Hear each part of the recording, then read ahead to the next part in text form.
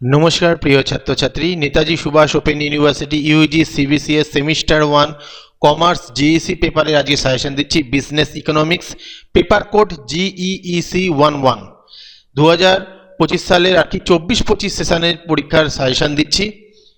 যারা 2024-25 সেশনে ভর্তি হয়েছে, আসল ব্যাপারটা হচ্ছে এখানে অনেক কনফিউশন হয়েছে, কারণ এক বছর প্রায় লেট করে ফেলছে পরীক্ষা। তাই নতুন যারা ভর্তি হয়েছে এই বছর ভর্তি হবে তাদের কিন্তু না, এটা কিন্তু ব্যাক যারা পেয়েছিলে এর আগে তাদের জন্যও এই সাজেশন, এবং 2024-25 সেশনে যারা রেগুলার স্টুডেন্ট রয়েছে তাদের জন্যও কিন্তু এই সাজেশনটা প্রযোজ্য। তো প্রথমে মান 10-এর জন্য আমি সাজেশন দিচ্ছি একক 2 থেকে।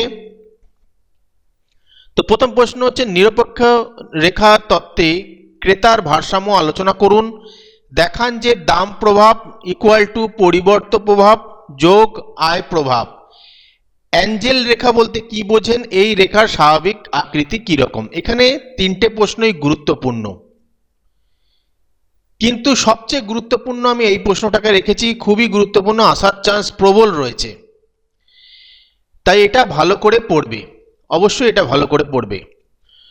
একক 3 থেকে পড়বে, একক 2 এবং একক 3 থেকে পড়বে। একক 1 থেকে আমি কোনো প্রশ্ন দিচ্ছি না, তার কারণ একক 1 থেকে আমি খুব একটা প্রশ্ন দেখি না আসতে পরীক্ষায়, তো সেই জন্য সেটা বাদ দেওয়া হয়েছে। একক 3 থেকে চাহিদার নিয়মের ব্যতিক্রমগুলো উল্লেখ করুন। চাহিদা রেখার ওপর কোনো বিন্দুতে আপনি চাহিদার স্থিতিস্থাপকতা কিভাবে পরিমাপ করবেন? দেখান যে সরল রৈখিক চাহিদা রেখার উপর প্রত্যেক বিন্দুর চাহিদার স্থিতিস্থাপকতার মান আলাদা হবে। এখানে তিনটে প্রশ্নই গুরুত্বপূর্ণ, কিন্তু চাহিদার নিয়মের ব্যতিক্রমটা ভালো করে পড়বে আর 3-এরটা ভালো করে পড়বে। একক 4 উৎপাদন তত্ত্ব, সমোৎপাদন রেখার বৈশিষ্ট্যগুলি উপযুক্ত অনুমানের সাহায্যে প্রমাণ করুন। কোনো উৎপাদন প্রতিষ্ঠান কিভাবে সর্বনিম্ন ব্যয়ের উৎপাদন সম্মিলন নির্বাচন করবে তা আলোচনা করুন। দুটোই পড়ে নেবে, দুটোই পড়বে, অবশ্যই গুরুত্বপূর্ণ। একক 5 থেকে পড়বে, স্বল্পকালীন গড় ব্যয় রেখার আকৃতি ব্যাখ্যা করুন। দেখান যে এলএসি রেখা এসএসি রেখাগুলির বহিঃস্পর্শক। এখানে অবশ্যই একের প্রশ্নটা গুরুত্বপূর্ণ বেশি। একক 6 থেকে পড়বেন, পূর্ণ প্রতিযোগিতামূলক বাজারে একটি ফার্মের স্বল্পকালীন ভারসাম্যের শর্তগুলি আলোচনা করুন। পূর্ণ প্রতিযোগিতায় কোনো ফার্মের দীর্ঘকালীন ভারসাম্য অবস্থা বর্ণনা করুন। মূল্য প্রভেদকারী একচেটিয়া কারবারির ভারসাম্য আলোচনা করুন। একচেটিয়া প্রতিযোগিতার বাজারে ফার্ম ও গ্রুপের ভারসাম্য বর্ণনা করুন। অলিগোপলি বাজারের কোণযুক্ত চাহিদা রেখার মডেলটি আলোচনা করুন। অবশ্যই এখানে সবচেয়ে গুরুত্বপূর্ণ তিনখানা প্রশ্ন, একেরটা সবচেয়ে বেশি গুরুত্বপূর্ণ, 3-এরটা এবং 2-এরটা, এই তিনটে প্রশ্ন কিন্তু অবশ্যই এই অধ্যায় থেকে তোমাদের পড়তেই হবে। পরের ইউনিটে চলে যাচ্ছি, ইউনিট 7, বন্টন সম্পর্কে প্রান্তিক উৎপাদনশীলতার তত্ত্বটি ব্যাখ্যা করুন। সুদের হার নির্ধারণের নগদ পছন্দ তত্ত্বটি আলোচনা করুন। কেইন্সের তারল্য পছন্দ তত্ত্বটি সংক্ষেপে আলোচনা করুন। মুনাফা সম্পর্কে ঝুঁকি বহন তত্ত্বটি সংক্ষেপে আলোচনা করুন। 4টে প্রশ্ন, 4টেই গুরুত্বপূর্ণ, কিন্তু সবচেয়ে গুরুত্বপূর্ণ একেরটা এবং 2-এরটা অবশ্যই পড়তে হবে। একক 8-এ কোনো দেশের জাতীয় আয় পরিমাপের পদ্ধতিগুলি সংক্ষেপে বর্ণনা করুন। ভোগ ও বিনিয়োগ ব্যয় দ্বারা ভারসাম্য জাতীয় আয় নির্ধারিত হয়। পরেরটা হচ্ছে, বিনিয়োগ গুণক কাকে বলে? বিনিয়োগ গুণকের মান রেখাচিত্রের সাহায্যে নির্ণয় করুন। মুদ্রাস্ফীতি কাকে বলে? মুদ্রাস্ফীতির ফলাফল সংক্ষেপে বর্ণনা করুন। বাণিজ্য চক্র কাকে বলে? এর বিভিন্ন পর্যায় বা স্তরের বর্ণনা দিন।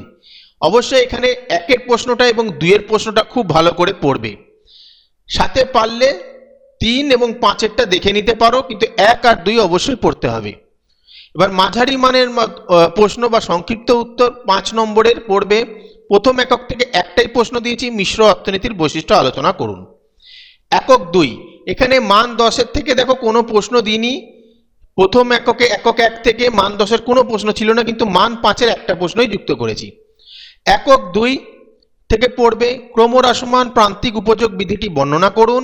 দুটি নিরপেক্ষ রেখা একে অপরকে ছেদ বা স্পর্শ করতে পারে না, এটা প্রমাণ করুন। দাম ভোগ রেখার ধারণা ব্যাখ্যা করুন। পরিবর্ত প্রভাবের ধারণা বুঝিয়ে বলুন। নিকৃষ্ট ও গিফেন দ্রব্য সম্পর্কে সংক্ষিপ্ত টিকা লিখুন। মোট উপযোগিতা ও প্রান্তিক উপযোগিতার সম্পর্কের উদাহরণসহ ব্যাখ্যা করুন। অবশ্যই এখানে একের প্রশ্নটা গুরুত্বপূর্ণ রয়েছে, চারের প্রশ্নটা গুরুত্বপূর্ণ রয়েছে, আর পাঁচের প্রশ্নটা গুরুত্বপূর্ণ রয়েছে। পরের এমনিতে তো স্টার যেগুলো দিয়েছি সবকটাই গুরুত্বপূর্ণ, কিন্তু যেগুলো আমি বললাম সেগুলো পড়তেই হবে। একক 3 থেকে মান 5-এর জন্য পড়বে স্থিতিস্থাপক। এখন যা বলছি সব মান 5-এর। স্থিতিস্থাপক ও অস্থিতিস্থাপক চাহিদার মধ্যে পার্থক্য নির্দেশ করুন। মান অনুসারে চাহিদার স্থিতিস্থাপকতাকে কি ভাগে ভাগ করা যায়। চাহিদার আয়গত স্থিতিস্থাপকতা কাকে বলে, এর মান ও চিহ্ন থেকে আমরা দ্রব্যের প্রকৃতি সম্পর্কে কি তথ্য পেতে পারি। তিনটেই পড়বে, তিনটে থেকে একটা কিন্তু আসবেই পরীক্ষায়, যার মধ্যে 2 অতি গুরুত্বপূর্ণ, 2 আর 1 অতি গুরুত্বপূর্ণ রয়েছে। একক 4 থেকে পড়বে গড় ও প্রান্তিক উৎপাদনের মধ্যে সম্পর্ক বিবৃত করুন। সমোৎপাদন রেখার সংজ্ঞা দিন, এর বৈশিষ্ট্যগুলি বিবৃত করুন। এই প্রশ্নটা মান 10-এর জন্য আমি দিয়ে দিচ্ছি, তাই এখান থেকে আমি এটা বাদ দিচ্ছি। পরিবর্তনীয় অনুপাতের নিয়মের ক্ষেত্রে 3টি স্তর কি। উৎপাদনের মাত্রা পরিবর্তনের বিভিন্ন প্রকারভেদগুলি আলোচনা করুন। এখানে তাহলে 3টে প্রশ্ন হলো, যার মধ্যে একেরটা অবশ্যই পড়বে, 1, 3 অবশ্যই পড়ে নেবে। বাজার থেকে একক 6 থেকে পূর্ণ প্রতিযোগিতামূলক বাজারের প্রধান অনুমানগুলি উল্লেখ করুন। পূর্ণ প্রতিযোগিতামূলক ফার্মে স্বল্প যোগান রেখা অঙ্কন করুন। একচেটিয়া বাজারের উদ্ভবের কারণগুলি লিপিবদ্ধ করুন। পরের প্রশ্ন, এআর, এমআর এবং চাহিদা স্থিতিস্থাপকতার মধ্যে সম্পর্ক গাণিতিকভাবে নির্ণয় করুন।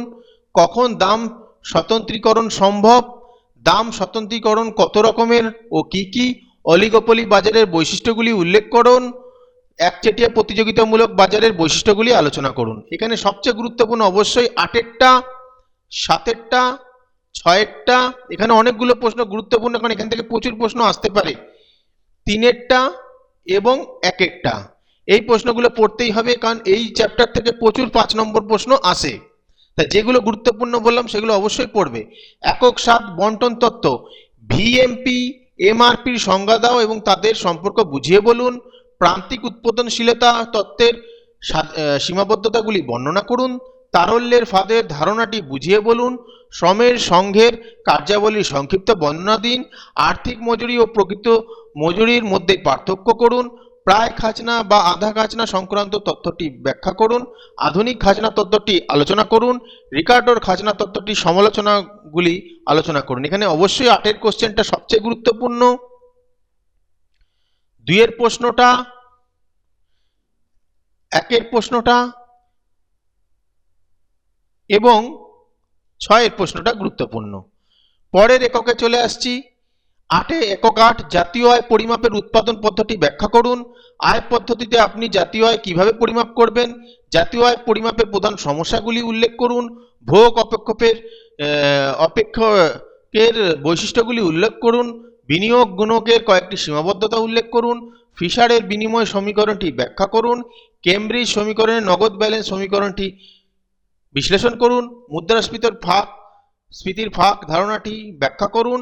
বাণিজ্য চক্রের বিভিন্ন স্তরগুলি বর্ণনা করুন। বাণিজ্য চক্রের বৈশিষ্ট্যগুলি আলোচনা করুন। ভোগ অপেক্ষকের সংজ্ঞা দিন। চাহিদা বৃদ্ধিজনিত মুদ্রাস্ফীতি ও ব্যয় বৃদ্ধিজনিত মুদ্রাস্ফীতির মধ্যে পার্থক্য নির্ণয় করুন এবং লেনদেন ব্যালেন্স ও বাণিজ্য ব্যালেন্সের মধ্যে পার্থক্য কিরূপ। তো এখান থেকে সব কোশ্চেনগুলো দিয়ে দিলাম, কিন্তু অতিরিক্ত কোশ্চেন তো পড়া সম্ভব নয়। এখানে 3-এর কোশ্চেনটা গুরুত্বপূর্ণ আছে, সবচেয়ে গুরুত্বপূর্ণগুলো বলে দিচ্ছি। 3-এরটা, 6-এরটা, 7-এরটা, 9-এরটা,